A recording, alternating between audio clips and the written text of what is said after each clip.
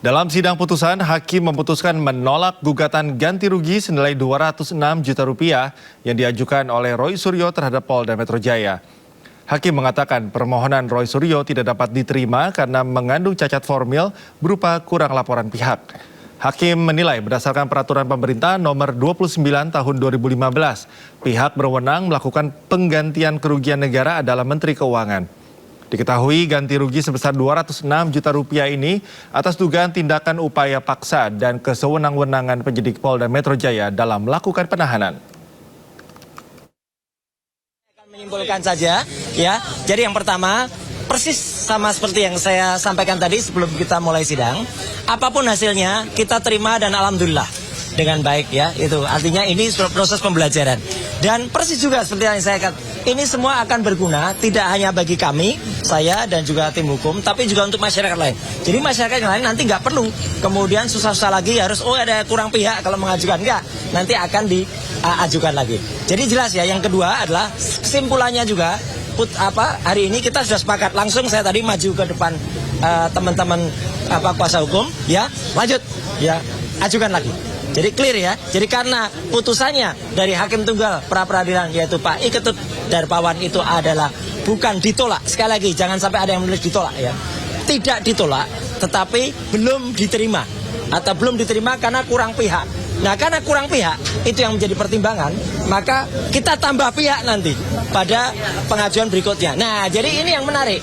Karena kita akan tambah pihak, maka nanti akan ada pengajuan lagi. Dan pengajuan lagi itu tentu saja akan kita ajukan setelah pra-peradilan yang keempat.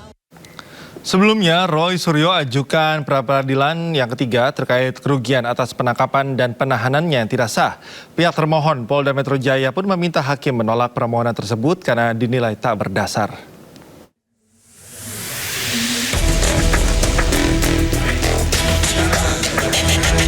Sidang pra-peradilan ketiga yang diajukan Roy Suryo terkait tuntutan ganti rugi atas penangkapan dan penahanan kembali digelar di Pengadilan Negeri Jakarta Selatan, Selasa siang.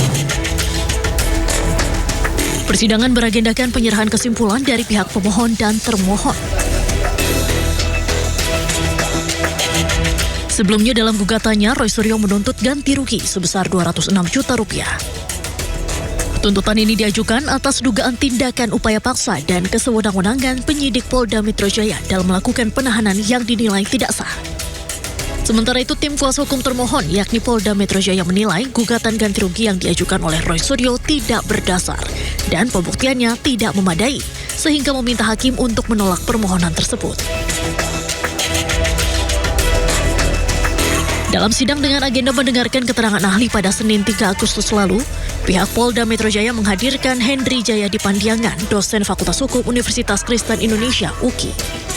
Hendri menekankan tuntutan ganti rugi atas penangkapan atau penahanan yang dinyatakan tidak sah tidak bisa serta-merta dikabulkan dan dibebankan kepada negara. Meski pasal 173 KUHP membuka ruang bagi tersangka untuk menuntut ganti rugi, terdapat batasan dan parameter ketat yang harus dipenuhi. Sementara itu, sidang putusan pra-peradilan ketiga yang diajukan Roy Suryo dalam kasus tudingan ijazah palsu Presiden ke-7 RI Joko Widodo akan dibacakan pada Kamis 6 Agustus 2026.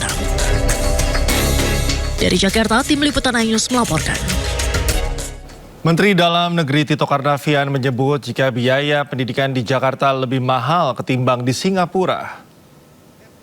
Pernyataan itu disampaikan dalam Rakornas Dukcapil dan rilis data kependudukan semester 1 tahun 2026 Selasa kemarin. Tito Karnavian menceritakan pengalaman saat dulu sempat menyekolahkan anaknya di Jakarta dan harus berpindah ke Singapura. Benar Bu Wali. Bu Wali, saya melihat, mohon maaf ini, ya, saya tidak membanggakan Singapura, tapi pengalaman aja. Saya merasa kok lebih murah kok di Singapura nyekolahin anak dibanding dengan saya di Jakarta. Jujur aja. Benar Bu Wali. Bu Wali Kota Jakarta Utara di sini. Anak-anak saya lulus di sekolah di salah satu sekolah lah, saya nggak mau sebut, di Jakarta Selatan yang nggak jauh dari tempat saya kerja di Mabes Polri. Sekolah favorit. Satu anak 1,6 juta. 3 anak 4,8. Saya harus ngasih makan mereka uang jajan 50.000, ya. per hari 150.000. Karena jauh dari rumah, ya, dan saya nggak bisa ngantar karena saya juga butuh kendaraan. Saya harus beli kendaraan buat anak saya bertiga. Setelah itu perlu supir, bayar supir, perlu bensin, ya kan? Jadi hitungannya 4,8 ditambah supir, ditambah beli mobil, tambah bensin, tinggi. Nah, ketika saya di Singapura, ya, karena sekolahnya standar semua SD-nya, jangan salah, itu di Singapura mereka nggak punya sumber daya alam, ya, natural resources-nya nggak ada. Jadi mereka invest di human capital, human resources. 30% anggaran buat pendidikan. Sehingga sekolahnya standar semua SD-nya. Nah, begitu standar semua, maka menggunakan sistem zonasi.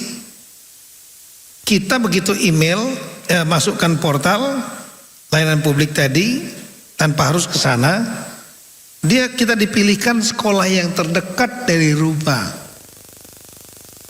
Nah, sedangkan sekolahnya subsidi. Saya ingat betul bayarnya $100 per bulan. Saat itu kurs masih Rp6.000.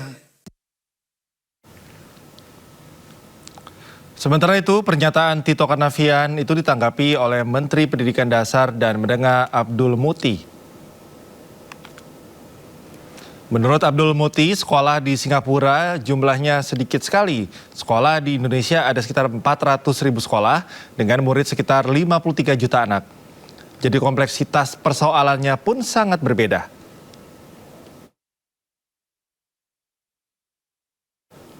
BRIN memamerkan 200 produk riset dan inovasi ke Presiden Prabowo Subianto. Salah satu produk andalannya adalah Absorbed Natural Gas (ANG) yang menjadi poin untuk revolusi energi di Indonesia. 150 peneliti Badan Riset dan Inovasi Nasional atau BRIN memaparkan hasil riset dan inovasinya ke Presiden Prabowo di Istana Kepresidenan Jakarta. BRIN memaparkan 12 klaster riset meliputi bidang energi, pangan, transportasi, antariksa, perumahan nuklir, logam, tanah jarang hingga inovasi yang mendukung program MBG. Selain paparan, BRIN juga menampilkan sejumlah produk inovasi yang dijadwalkan akan ditinjau langsung oleh Presiden bersama para penelitinya. ANG menjadi salah satu produk andalan yang menjadi solusi untuk menghemat gas hingga devisa negara. Arief mengklaim BRIN terus berupaya menghasilkan penelitian yang dapat dimanfaatkan untuk menjawab berbagai tantangan pembangunan serta mendukung kemajuan ekonomi Indonesia.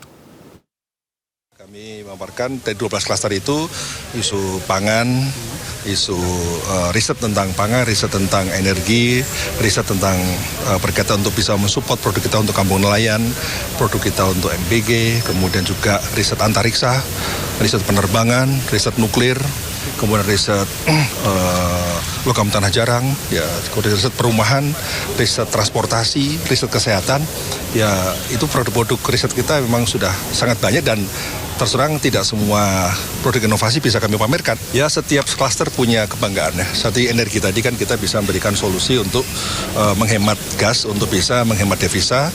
Karena kalau ANG tadi bisa digunakan dengan tekanan kurang dari 30 bar, ya, maka itu bisa menjadi pengganti LPG. Jadi ini salah satu andalan kita yang nanti akan bisa memberikan solusi untuk bidang energi.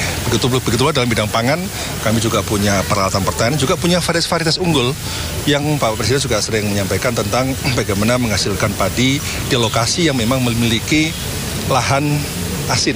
Nah, itu padi biosalin kami juga sudah punya dan sekarang itu yang paling penting adalah bagaimana proses percepatan produksi dari benih-benih yang dihasilkan oleh BRIN supaya banyak dimanfaatkan oleh masyarakat. Sehingga kami dengan Kementan selalu berkoordinasi, selalu berkolaborasi.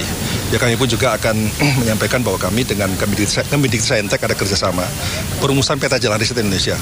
Jadi untuk memberikan arah riset di Indonesia ke depan, maka peta jalan menjadi penting. Dan agenda riset apa yang harus dilakukan sampai 2045.